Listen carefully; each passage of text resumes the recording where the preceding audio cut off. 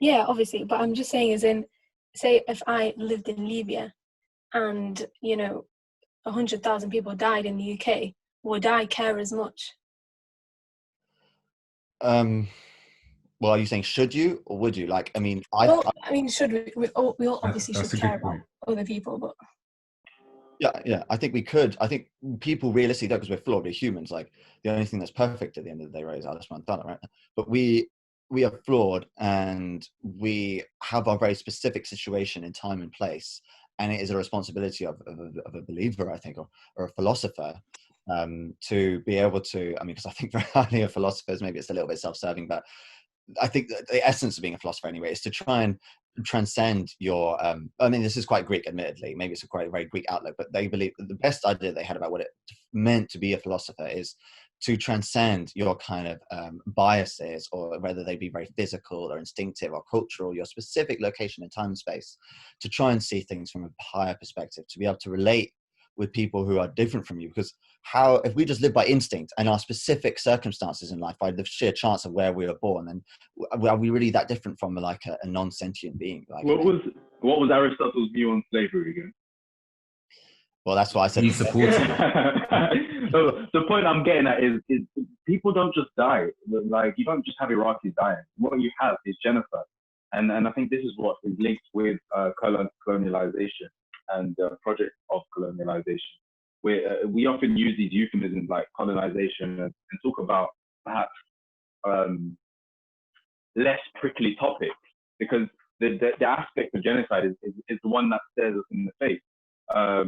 The reality is that genocide, we're almost complacent hostages of history, in that we look backward when it comes to genocide, whether it was the German Kaiser and his genocide of the Namibian people, or the later genocide of the Armenian genocide in Anatolian Turkey, Ottoman Turkey, or of course the genocide committed by the Nazis.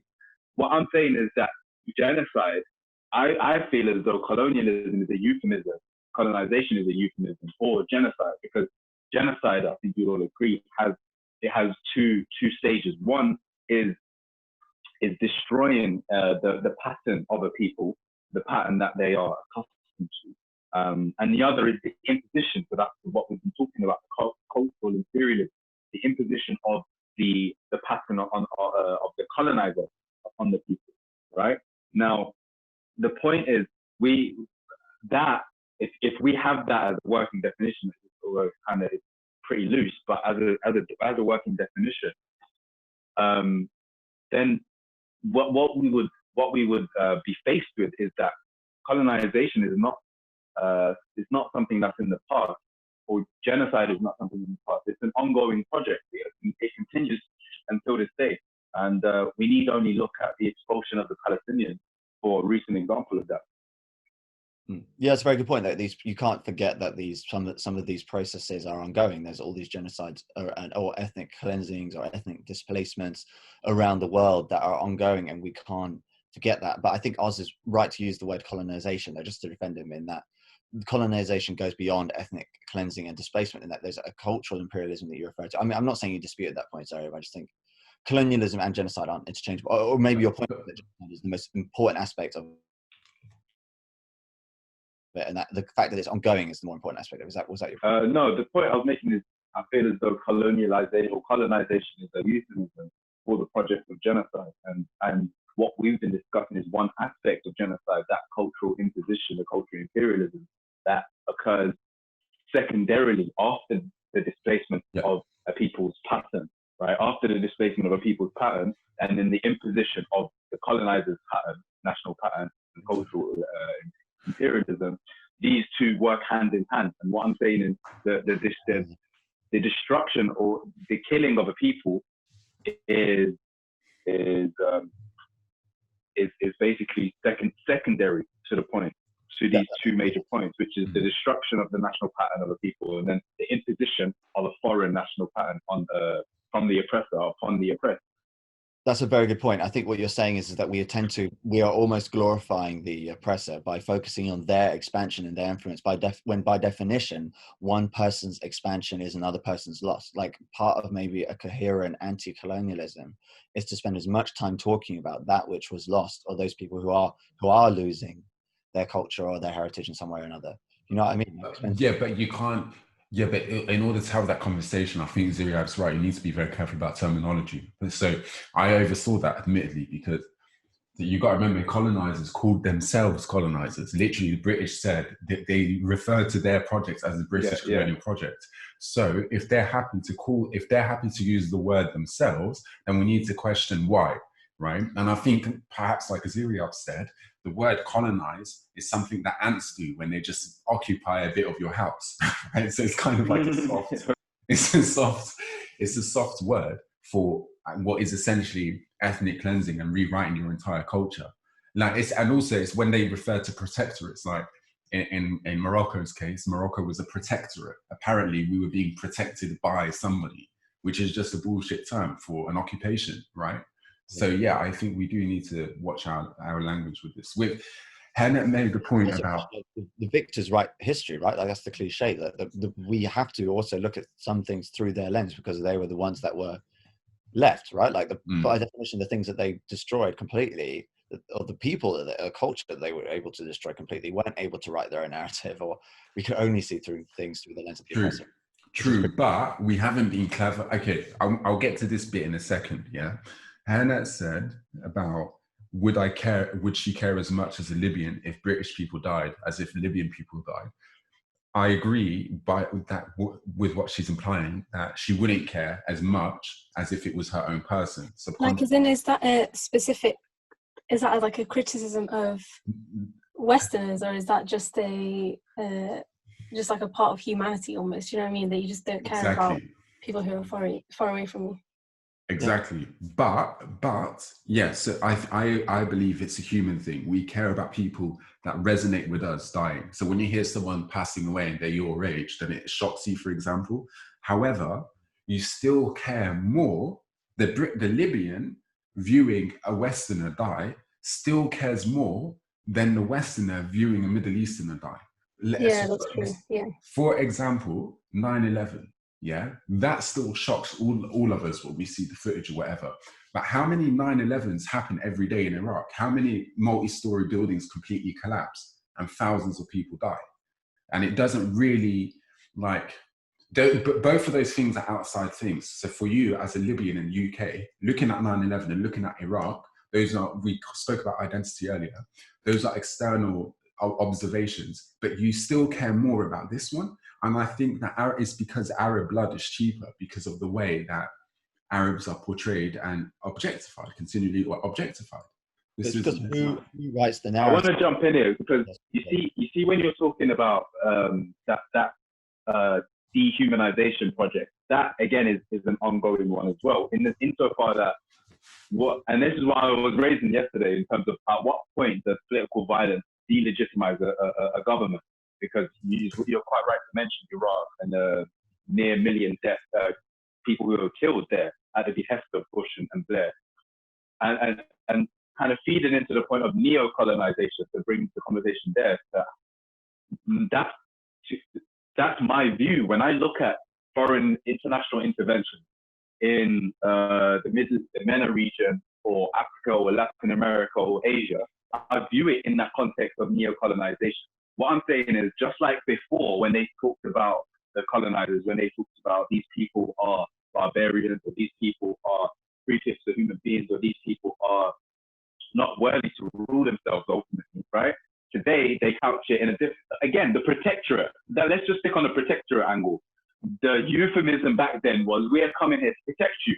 Same way today, when NATO decides to invade or intervene, they couch it in a language of human rights, and they couch it in a language of, responsibility to protect, of course. So what's happened is it's just become more highbrow, I think, but the material effect, or there is no operative difference, is my point, with regards to colonization in that era, right, and the justifications for colonization and neo-colonization. You think the language has evolved?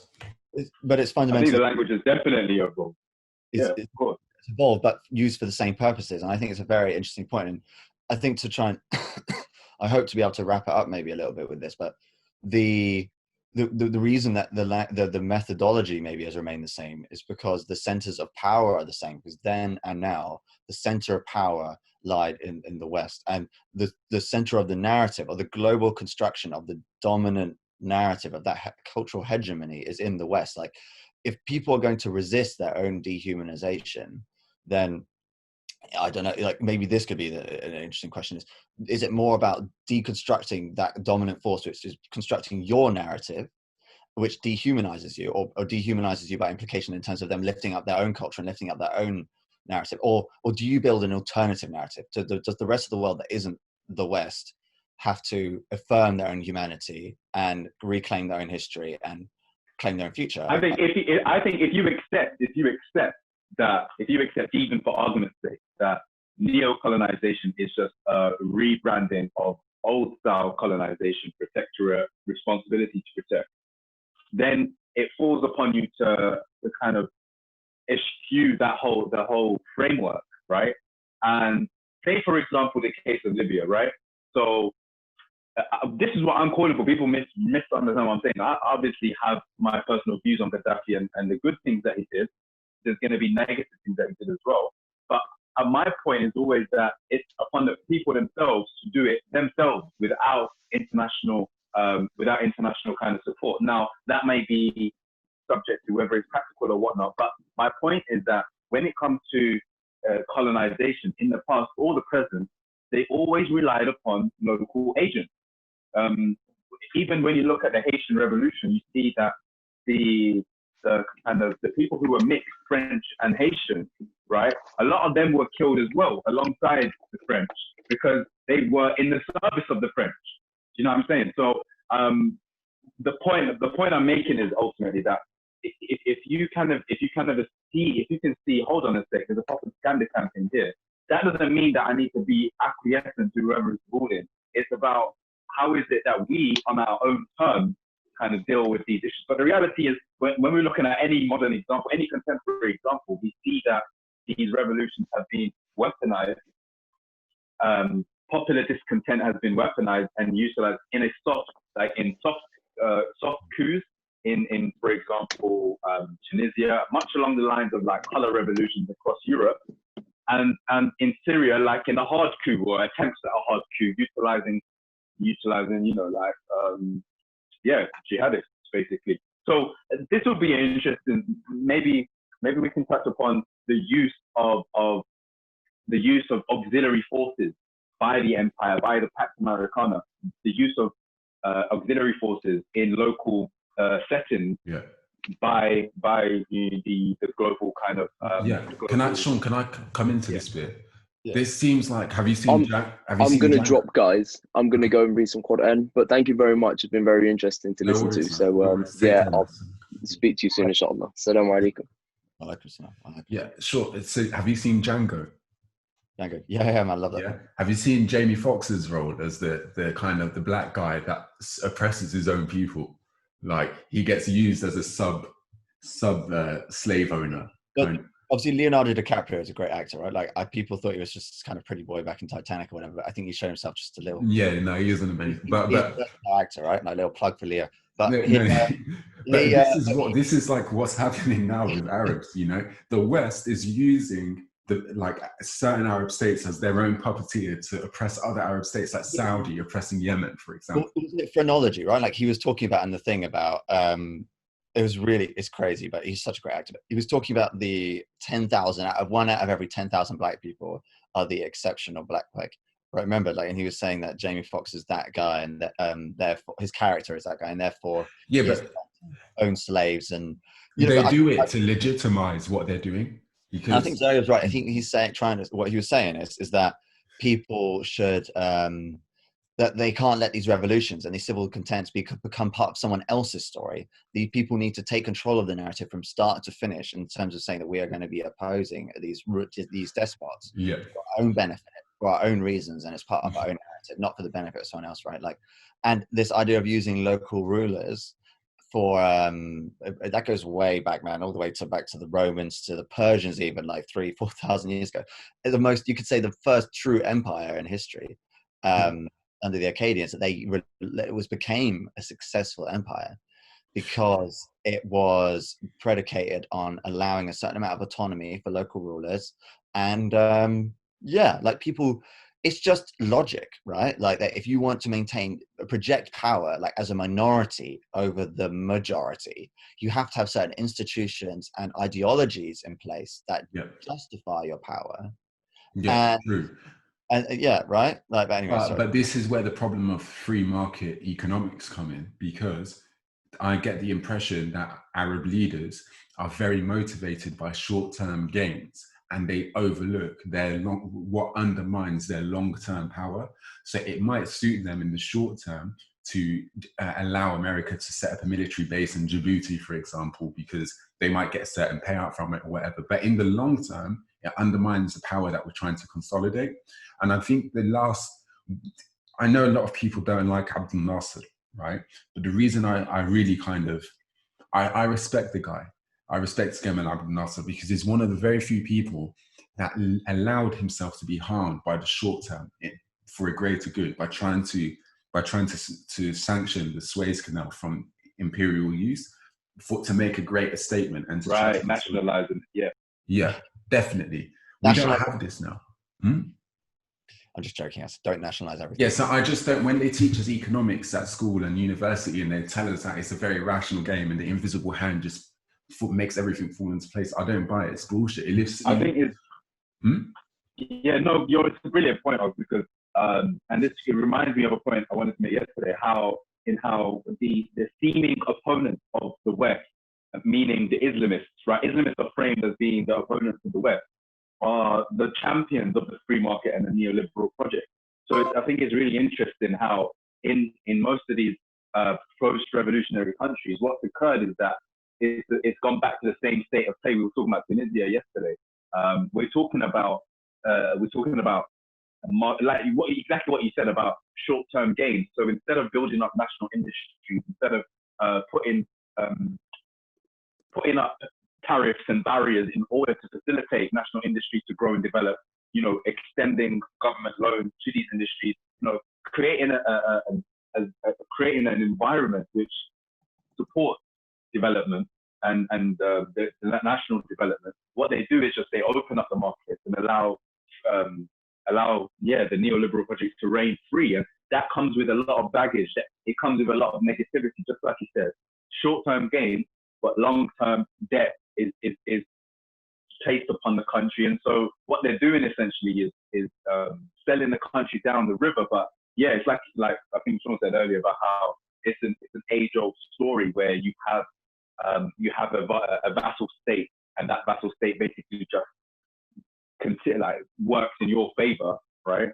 The question is, how is it that we can equip ourselves with the